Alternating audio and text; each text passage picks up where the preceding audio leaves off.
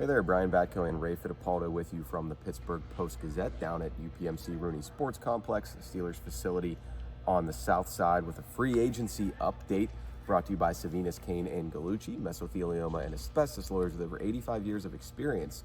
Call Savinas, Kane, and Gallucci now for your free consultation. And Ray, it's a free agency update, not on the quarterbacks. Still no clarity there other than Mason Rudolph coming aboard reportedly earlier today, but we finally heard from some of these new players in the mix early in the day: Malik Harrison, Brandon Eccles, and Kenneth Gainwell. But the two big ones, of course, Darius Slay, and the really big one, DK Metcalf. Just wrapped up hearing from him here on the south side.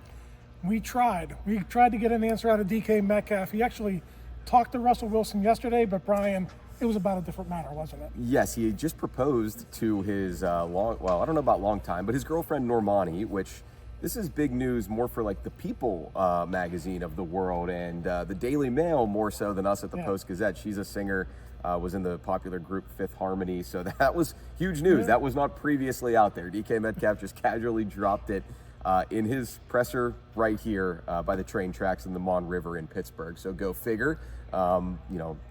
Tabloids, eat your heart out. Here we are for it. But I thought the most interesting thing that he said on the quarterback situation, Ray, was the team assured him that they are making the right decision for who's throwing him the football. Did you take that to mean that they gave him a name, or at least a short list of names for potential ideas? That's the way I read it, but he didn't let on anymore. No, and he wouldn't have. And we can assume that it's not Russell Wilson because they are... He said he didn't talk to him about it at all. Yeah. So... Russell Wilson and Sierra introduced DK Metcalf and his now fiance. Yeah. So, here we are. We want to talk about DK Metcalf, but we're always going to go back to the quarterback. At the very least today, Brian, we know Mason Rudolph is going to be on this roster, and it really makes a lot of sense. I think it makes a lot of sense whether it's Aaron Rodgers or it's Russell Wilson. Art Rooney said... Or neither. Yeah, or neither. But Art Rooney said at his postseason news conference he wanted a similar type of quarterback backing up the starter this year. And I don't know that Mason would have been here if it was Justin Fields, but I think he's a pretty good fit for either a backup for Aaron Rodgers or for Russell Wilson. Plus, Mason Rudolph has, 5 or 6 years as a swingman here in Pittsburgh, never really knowing if he was going to be the starter, if he was going to be the number 2. At times, he was the number 3. So they've cast him in every role. I think he's a very logical fulcrum here because if things really go sideways, hey, last time we saw him in a Steelers uniform, Ray, won 3 consecutive regular season games to push this team into the playoffs, so you can kind of talk yourself into that. I actually think the fan base is sort of in on Mason, weirdly, a lot of the reaction that I've seen. But I'll tie these two ideas together here, the quarterback thing and the new free agent acquisitions, with this thought. There have been years past, you've been doing this a lot longer than me, Steelers introduce new signings. They stand up here at the podium, they talk about how this is a team that can win a Super Bowl, and they're coming here with a chance to win a ring. Darius Slay just won a ring. So did Kenneth Gainwell, his Eagles teammate last year. DK Metcalf got paid top 5 wide receiver salary in the league. I think reading between the lines and even reading in the lines of what they said in their quotes, they got the best deals for themselves on the open market, and that's what makes the Steelers a destination for players at this stage of the game. Yeah, listen, Darius Slay is going to be 34 years old. I was surprised. I don't know about you. I was thinking he was going to get like a Dante Jackson contract, like $6 million a year. He's getting $10 million a year. That tells me that's starter's money, no matter what, no matter how well or how poorly he plays. And I don't want to make it seem like they don't want to be here. I mean, like they talked about, I think there's a good family environment for him. They clearly like and respect Mike Tomlin. For Slay, he likes Terrell Austin, who coached him early in his career in Detroit. But it's not like this is a place that you go to now to try to hoist the Lombardi Trophy, at least not as we sit here in March 2025.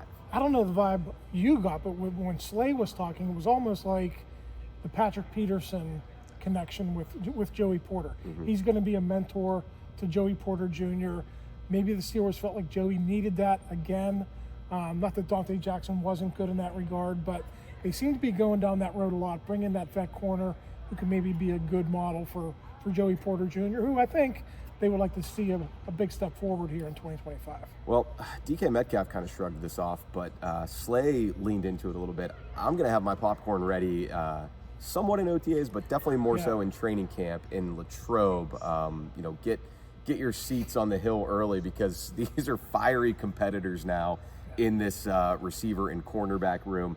We're going to get Slay versus Metcalf, who Slay mentioned they've had run-ins on the field. You can look that up on YouTube after you're done watching this video if you want. Slay and George Pickens are both two ornery guys. George Pickens and Joey Porter Jr. put it on display a couple years ago. Joey Porter Jr. and DK Metcalf. There's going to be all sorts of great one-on-one matchups now to watch between these two units. How about Darius Slay and Darnell Washington? Yeah, they got into it in Philly, yeah. Yeah, people remember that one, Steelers fans, of course, but go look up DK Metcalf and Darius Slay from a couple years ago. They've definitely had their battles. Absolutely. We also, I mean, anything stand out to you from hearing from the three, role player type of guys, Kenny Gainwell, Malik Harrison, and Brandon Eccles earlier in the day? Yeah, let's just tackle Harrison first. He's a guy who can play inside and outside, and I think people are wondering, he did play more inside with the Ravens, or people are wondering. He's a big body, though, yeah. He's a very big inside linebacker, but you're all set with Patrick Queen, Peyton Wilson, and Cole Holcomb. How does he fit? Is he going to be a hybrid guy where you use him in certain running situations, and then in a pinch, he could be your number 4 outside linebacker? To me, I almost get the vibe that he's going to play both for the Steelers, and he'll be like that second backup to Nick Herbert. And definitely a lot of special teams as well, even if in the end it's $10 million for 4 to 6 matchups against the Baltimore Ravens, where he's coming from, sticking his nose in there to try to stop Derrick Henry. It might be money well spent based on what we saw in those meetings last year down in Baltimore.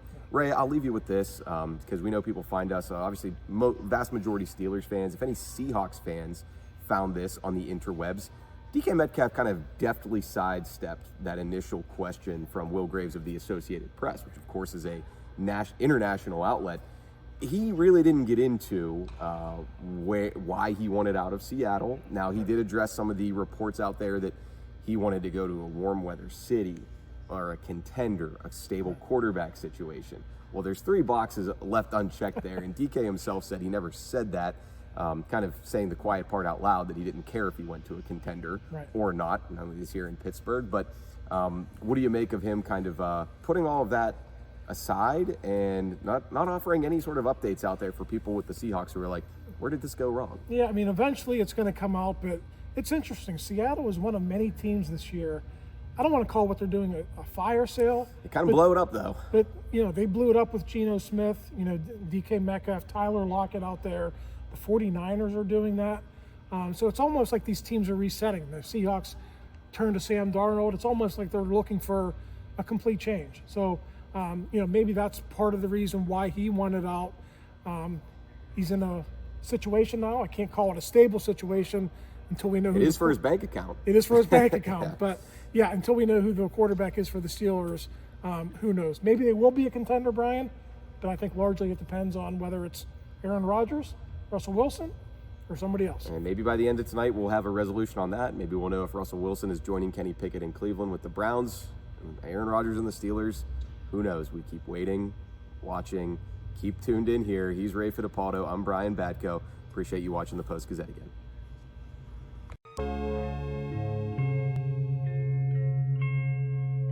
Thank you for checking out this content from Post-Gazette Sports. If you watch this video on YouTube, please like the video and subscribe to our channel. For all of the sports coverage the Post-Gazette has to offer, visit post-gazette.com.